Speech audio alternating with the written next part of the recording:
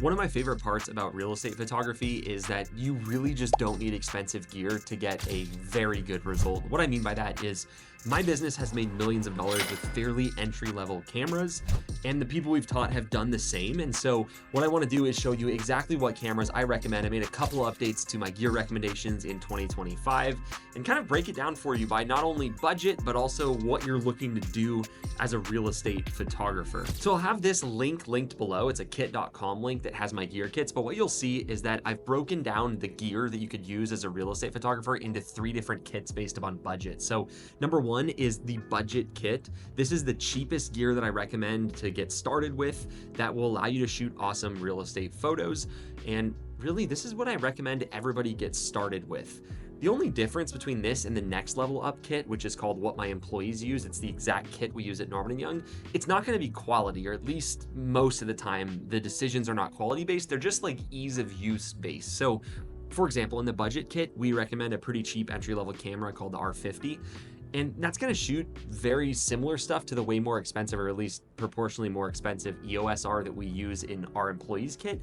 The only difference is really going to be like battery life and just ease of use because it's a bigger camera. So what I want you to really know about this is in this budget kit, the gear in here isn't something that's going to make you get worse results. It just may require like more battery changes throughout the day. It's stuff that doesn't matter when you're getting started. So keep in mind that, especially if you're on a budget where every dollar really matters, don't ever wait to start your business or launch the next thing or whatever because you're saving up for more expensive gear. That is not a winning formula. And so I'll go through this kit, starting with the camera that we recommend. So this is the EOS R50. It's like a $600 camera body, and it does a great job with both photo and video. So this absolutely has all the functionality you need to get started as a real estate photographer, and it's not gonna limit you. You may just, like I said, eventually want a physically larger camera that's a little bit easier to hit buttons on and has a little bit longer battery life, but the photo quality here is gonna be awesome. We actually switched to the slightly earlier version of this camera for an entire year at my photo business a few years back,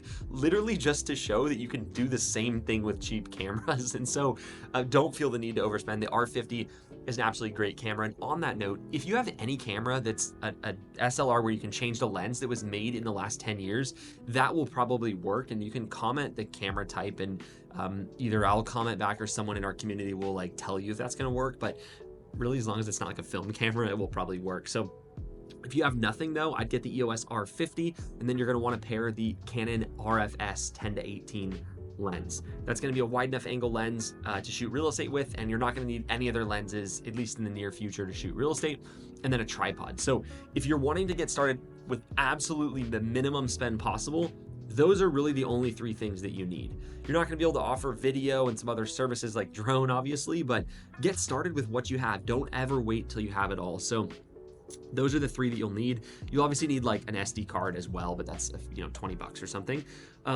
And then you'll see if you want to expand into drone photos, this is the drone that we recommend, the DJI Mini 4 Pro. If you want to expand into 3D tours, you'll need this, the Insta360 X3. And then if you want to expand into video, you're going to need one of these gimbals. So you'll see those all linked in this real estate budget kit.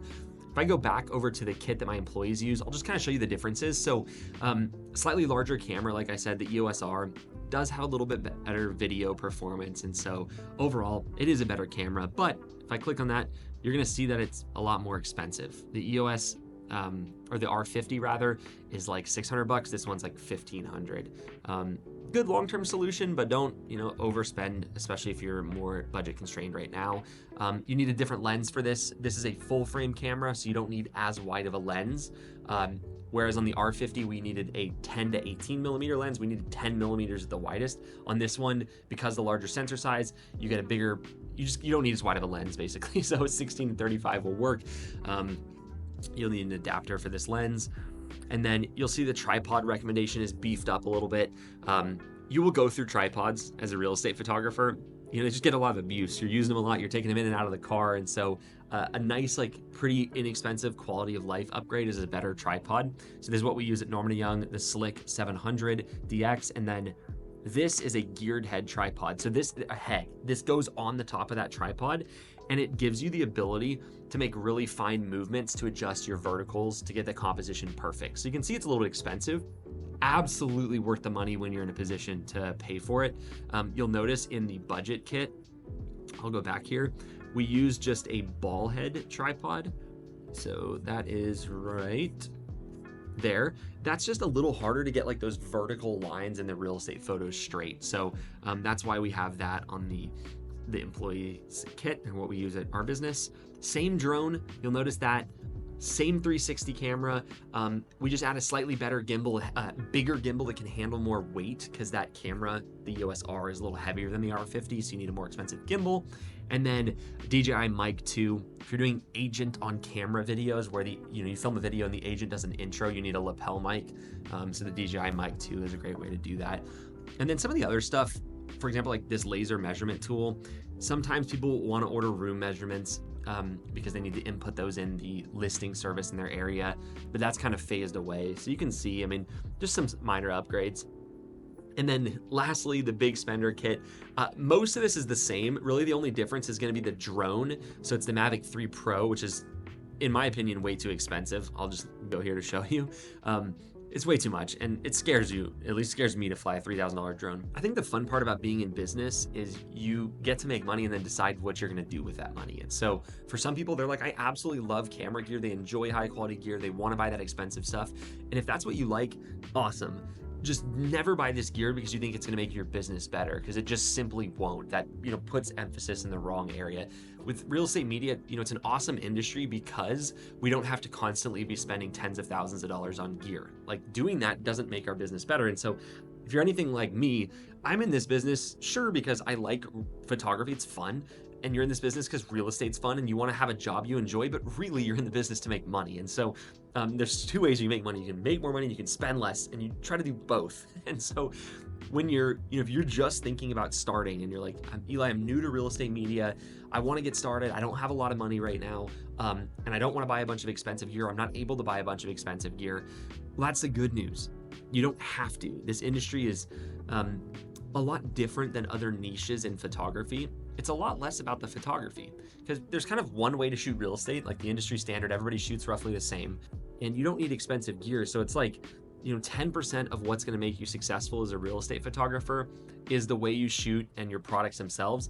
90% genuinely of what's going to make you successful in this business is your customer service and the way you do things, the way you get clients, the amount of time you spend trying to get clients, the way you serve those clients when you get them, how you get more money per client, how you boost your average order value. And so if you're someone new to this and you're thinking about getting into this, just know that you want to spend as little time as possible. And I know it sounds counterintuitive, but you want to spend as little time as possible on the actual camera and the actual stuff you create side of things. Again, I know it sounds counterintuitive, but it's funny. If you look at, I get to work with a lot of real estate photographers, and I see successful ones and I see non-successful ones, and it's not the gear. It's, in fact, sometimes the best photographers actually struggle the most to make money in this business because they think that getting better at the photos is what's going to expand their business, but really it's not. And so I wanted to make this quick video to update you on the gear we currently use and show you what to get, and that's linked below. But I also wanted you to know that you shouldn't let this stop you, because it's such a small part of what's going to make you successful. And that's what I love about this industry. If you've seen the Edwin case study, it's representative of so many people that we've had the chance to work with and have built awesome businesses. If you just type in Edwin on my channel, EDWIN, you can search it. But I bring him up specifically because he didn't know anything about cameras, and he never downloaded a single editing software or anything during the process of building his business to well over $10,000 a month. He just focused on what actually mattered. And that's what I try to talk about here on my channel, and then inside of coaching, if we get the privilege of actually working with you to launch your business, like, it's all about getting you to make money, because that's why we're all interested in real estate media. Like I said, sure, it's an awesome industry and it's fun and that's part of the draw, but you wouldn't do it for free. And that's how I know that the money is an important part of it, right? It's hopefully something that will allow you to build a business, and that can facilitate your goals, whether that's quitting your job or building an asset that potentially in the future can pay you without you having to work. All that being said, I hope this video was helpful and gave you some insight. And like I said, the kit link is below. And if you have any questions about your market or real estate media in general, or you're just curious about what we do in coaching, there'll be a link below to book a call with my team where we can talk with you about that, about your market, because it doesn't work everywhere. That's the truth of this. If you're in an area with no population and there's no homes for sale, it's hard to make it as a real estate photographer, but we're pretty good at looking at markets, looking what's around you, and helping you make that happen. So you have to be in the right market. And number two, you have to be willing to put in the work, right? If you're going to work with us in coaching, we don't teach magic. Building a business requires work and requires putting in time. And so you need to be in the right market, but you also need to be the type of person that aligns with the person we can help. So if you want to learn more about that, just grab a call with my team. They're awesome. Obviously I'm biased because they're my team and we're a team, but we have some great people. And so I encourage you to just pick their brain, talk with them, and see what you can do in this awesome industry. And I'll see you in the next video.